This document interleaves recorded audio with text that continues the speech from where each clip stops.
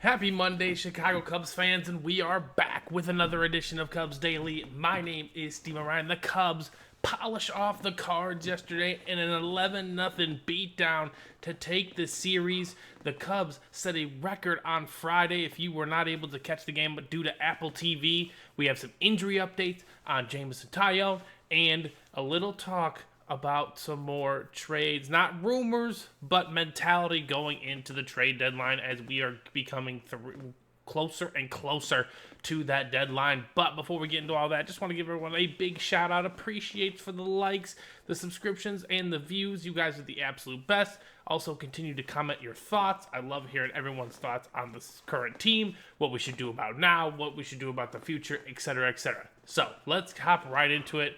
Yesterday was not much of a ball game. It did, I'm not going to say start off rocky. It got tight quick. I believe the bases were loaded in the bottom of the first, but the Cubs weaseled their way out of the situation, and then it was on from there. They only hit one home run yesterday, and it was a Seiya Suzuki bomb in the fifth to polish off an 11-0 game.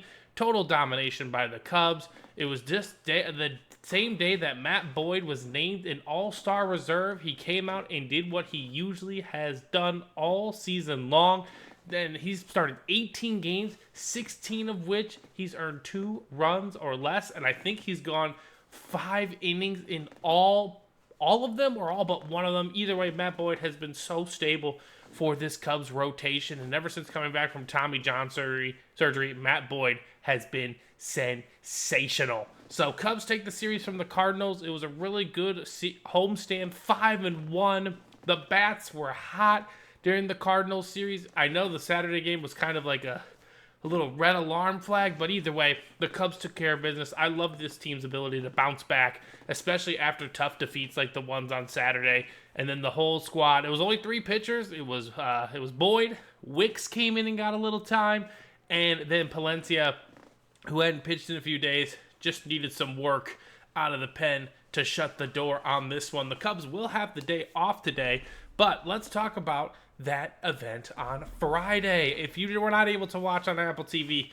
I am sorry. That is just unfortunate thing about Apple TV. Baseball's trying to expand. We're all happy about that, but you weren't able to watch the literal fireworks show that the Chicago Cubs put on. Michael Busch hit 3 home runs. Two of them were absolute no-doubters. The second one was an absolute rocket off the right field scoreboard.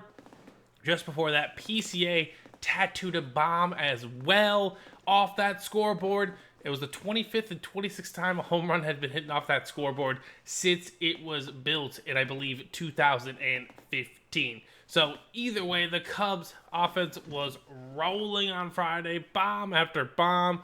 Not much pitching required. Love the run support for Colin Ray. It really gives him confidence, and it kind of just overwhelms the other team. It puts a lot more pressure on them, and, that's all she wrote for that one. The Cubs just absolutely mashed. Dansby Swanson chipped in as well. It is a team record, 8 home runs in a single game. The Major League record is 9. And, I mean, they were on pace. They hit 6 home runs in the first 3 innings.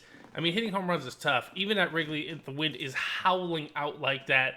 But, I mean, sometimes you just take the foot off the gas in that sense. But glad to see Michael Busch breaking out here. He's up to 295 after the game yesterday. He is absolutely unconscious. What a steal for Jed, trading Jackson Ferris a few years ago. Again, Michael Busch didn't have a place to play in LA, so it made him expendable for the Dodgers because they signed Freddie Freeman. So benefits us, right? Either way, the Cubs offense has been rolling. It's figured it out, because remember all of June, they were kind of hit or miss. They struggled. They were 500 on the record for the month, but now the offense is clicking, and I think it was before the game on Friday. The Cubs and the 2016 Cubs had the same record entering into that specific game. So you really like to see how this team's reacted and how they've bounced back going into those games. So Taillon is heading to the IL. I believe it's going to be the 10-day IL. It was a calf strain. during his pitching bullpen session on Thursday, he was doing some sprints afterwards, and the calf strained. So he's going to head to the IL. That's where the Cubs recalled Jordan Wicks, which I don't like seeing a guy go to the IL. Obviously, Taillon has been sturdy and steady for this pitching staff amongst a lot of different injuries. But, next guy up, right? We got a couple guys in the minors. I know Ben Brown has kind of been a rocky this year, but maybe he's learning something down there. Jordan Wicks was called up earlier. He had a few rocky pitches. He did not perform as well, but now he came back yesterday, 3 1/3 shutout innings. That's what you like to see. So hopefully he can kind of go in and spot start for a couple of these starts and keep the line moving for this Cubs team, because that's what we truly need right now. And we also still have Javier Assad, who has not returned from his oblique setback that happened at the middle of May. So, again, the Cubs have a lot of great young pitching. We talked about our main man, Jackson Wiggins, yesterday, or the last show. He's a prospect. Maybe he gets a look in the big leagues. He's our top pitching prospect as it sits. Obviously, Cade Horton the other day against Cleveland was sensational. So maybe he's rounding in the form. And maybe this team doesn't even miss a beat in the same sense. But we're going to miss Taillon over these next couple starts. Hopefully Actually, I'm sorry, I think they put him on the 10-day IL, but they said it's going to take about a month for him to, get really ramped back up and into all that action. So, Taillon going to the IL. Jordan Wicks is going to get recalled. Obviously, we have the trade deadline looming, and that's what I'm going to talk about next. Man, the Cubs, there was a lot of rumors here that the Cubs were going to be aggressive in getting a pitcher sooner rather than later. And, honestly, that market's kind of dwindled due to the amazing play of, the Marlins, for example, right? Everyone thought the Marlins are still probably sellers. Let's just be candid about it. But the way the Marlins have been playing, they kind of can convince themselves, they're like, hey, this is worth keeping the roster together and going for it. We're trying to build something here, right? Obviously, Cabrera was sensational the other night. Alcantara has been getting better and better. Obviously, his numbers don't look impressive, but he's been getting better and better as the season progresses. So, this is what I mean by this might not happen until way closer to the deadline, when teams have to make split-second decisions on if they're sellers or they're just going to stay put and try and push forward with the roster that they have. And obviously, the Cubs are going to be buyers in this situation, but the Cubs are also going to be keeping an eye on the future as well.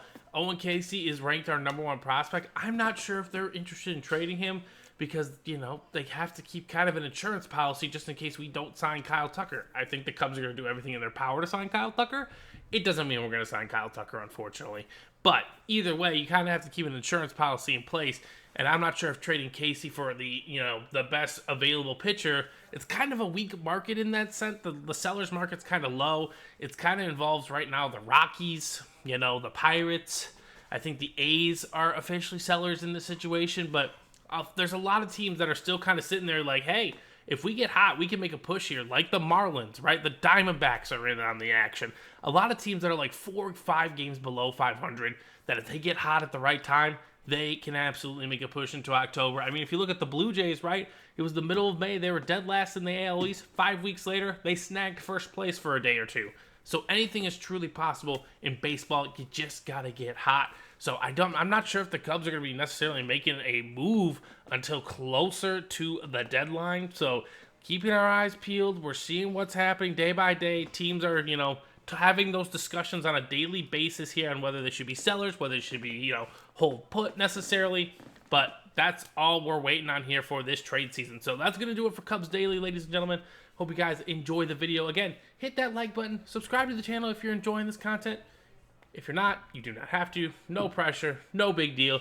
But either way, let me know your comments down below on who the Cubs should get, or should we stand put and just see how this season plays out. I want to hear everyone's thoughts. I'll talk to you guys soon. Peace.